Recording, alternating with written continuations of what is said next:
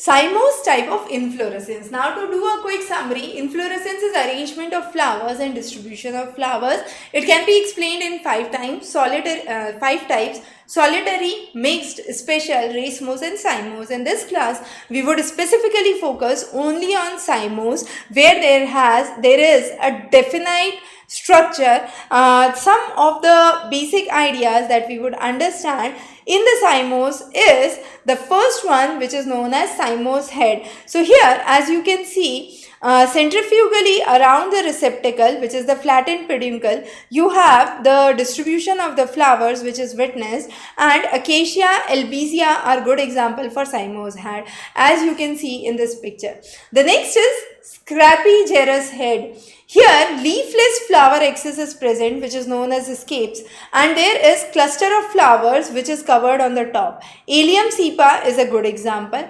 The next one is diastial cyme. Diastial cyme is a case where the terminal flower is suspended by two lateral branches. So on the top there is a flower, and that's the end flower, and it has two lateral branches which ends in the flower. So the axis is multipodal. Stellaria and Spergula are good example. Polychasia chyme, as you can see here, there are more than two lateral branches which continue the growth of inflorescence when the parent axis ends in the flower, and here Calotropis is a good example. The next important variety, as you can see, is Uniparis, or what is known as monochyme. Now Uniparis or monochyme could be helicoid or scorpoid. This is an example of helicoid. So under helicoid, flowers are borne on same side. Forming the shoot of helix, right? On the other hand, you have scorpoid, on which the flowers are borne on alternate side. So example of helicoid would be Drosera, Begonia. The example of scorpoid would be Tecoma, Heliotropium.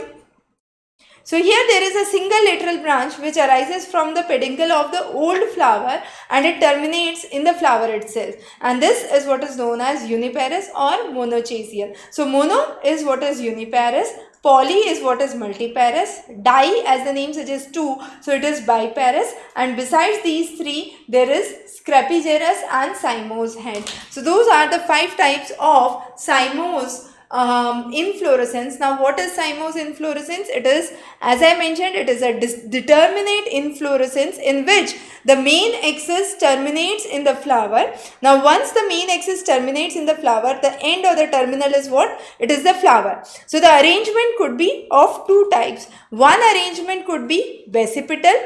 Basipetal arrangement is the arrangement which is vertical. The other arrangement could be centrifugal. Centrifugal is the arrangement which is horizontal. But here, in all cases, the inflorescence is determinate, which is the key and the most important factor that you need to know for the cymose inflorescence.